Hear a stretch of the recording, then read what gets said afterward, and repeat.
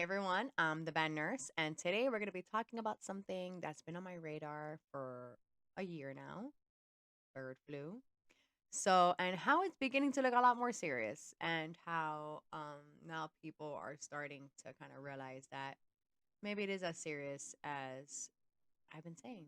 So, over the past few weeks, India has reported a surge of the H5N1 avian influenza outbreak, especially affecting poultry farms and wild bird populations. But it's just not limited to that. There's an increasing signs of spillover risk to humans. So, when you see a cluster like this in densely populated country like India, you start asking real questions. And it's not just in poultry, they've also recorded it in felines, and not just regular felines like tigers, leopards, and also domestic cats. We've have seen that here in the United States before 2022, before this outbreak. Yes, cats were susceptible, but there were basically no reports of domestic cats even contracting bird flu. Since 2022, the United States has roughly estimated, I think, 150 domestic cats that we know of that have been euthanized or have died due to bird flu. And not to mention the cat sanctuaries that we have here that they've also passed. I think it was like 40 big cats have passed. And that should, veterinarians have been sounding the alarm on this for a while. So if you don't know and you do have a cat, so watch for symptoms, especially neurological symptoms, like if they're walking weird, like the pupils or eyes look weird, or they're vocalizing strangely. Those could be symptoms of a neurological issue, and they should be taken to a veterinarian, and you should take precautions yourself, because the CDC, a report came out that they did not talk about a patient that contracted bird flu and that passed it to their cats, and their cats passed, and then someone else in the house was sick as well. So that report was buried, and that came out too in, I think, a Nature Science article. So we start asking real questions, right? Like, these aren't isolated. Cambodia just reported their 14th human case this year.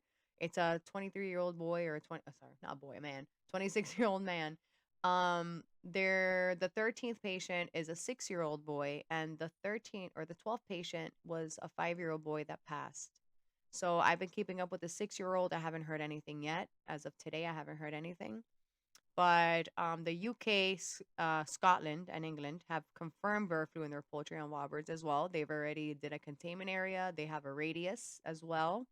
So globally, the virus is showing signs of increased persistence in mammals, and the pattern is deeply concerning, especially when you consider everything that's been going on since 2022 and how the numbers have been wrong, and how we don't have anybody to really monitor, or any funds to really monitor this. The Global Virus Network, which is like a network of pathologists and virologists for animals and people, in April came out and they're like, we got to take care of this bird flu. Like, this is going to be the next pandemic if we don't get treatment options, biosecurity's enhanced, like, we're doing surveillance.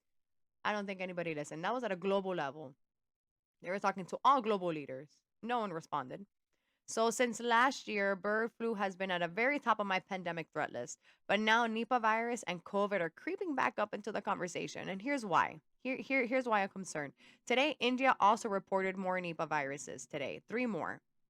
So I'm not sure, because it's kind of like a mix up there between 6 or 7 cases that have been reported, but 2 have for surely died. So today, India, like I said, reported this. So this is 6 confirmed. So 2 fatalities. And if you know Nipah, which I've been talking about it consistently, you know it's got a case fatality rate of 40 to 75% with no approved treatment yet. We did start vaccine trials in India. We have 2 candidates already that we're trying. And we're also vaccinating pigs. Thinking ahead, right? So meanwhile, COVID-19 isn't done with us, though. Honduras is on lockdown. Didn't know if you knew about that. New subvariants are evolving. Now we have the Nimbus here. It's causing horrible throat pain because the virus itself attacks like the throat receptors, causing your body to attack that area because that's where the virus is like nestled in. So immune biomarkers continue to show dysfunction in long haulers. So what happens when these viruses co-circulate, which is my fear? Resortment. So, when two different influenza viruses infect the same host, they swap genetic material, potentially creating a new, highly transmissible and deadly strain. It happened in the 1957, 1968, and 2009 pandemics, if you didn't know. Right now, we have H5N1 infecting mammals, including minks, sea lion, and even cats, like I mentioned. That's mammalian adaptation. We're playing with fire. You know what I mean? But an article came out a few days ago about cows that they studied the avian flu in cows and showed that it wasn't leaning toward human adaptability, that it was still avian. I don't know. And if someone or some animal is co infected with COVID and even Nipah, it raises serious questions about viral recombination, co infection, and the perfect storm scenario we've all been trying to avoid, or we have at least. I don't know about other people. Is this fear mongering? Maybe. And it's also basic virology. You know what I mean? It's freaking science. So let's review, right? So in India, bird flu and Nipah viruses are surging simultaneously. And they just announced too that 2 weeks ago, people died of COVID as well. Cambodia is on their 14th case of bird flu since January. But here's the kicker, the 9 that were just reported in July. Like July and June have been like the 2 months that they've had a surge of bird flu. So it's not like they've had 14 cases since January. No, they've had 14 cases, but more than half of them have been reported between June and July. So that's bad. UK has active bird flu outbreaks in wild and domestic birds. And I made a video about this young lady that she was inebriated and she took a seagull home and the seagull ended up having bird flu. She actually answered my video and she's okay. This happened in 2024, but the news made it seem like it happened now, but it happened last year. But she's okay. She's good. So the WHO and FAO are quietly increasing surveillance, but not ringing alarm bells yet because public risk is still low, even at a global level. So why? Maybe they don't want to panic, or maybe we're too late.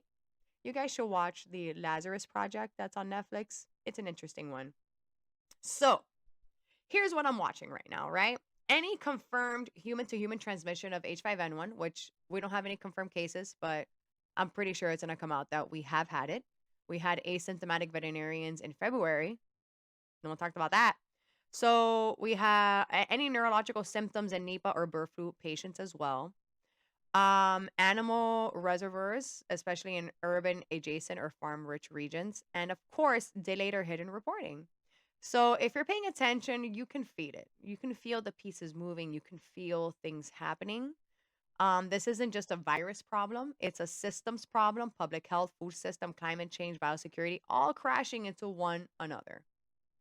So keep your immune system sharp, your critical thinking sharper, and stay subscribed because this is not over, friends. All to stay in the know.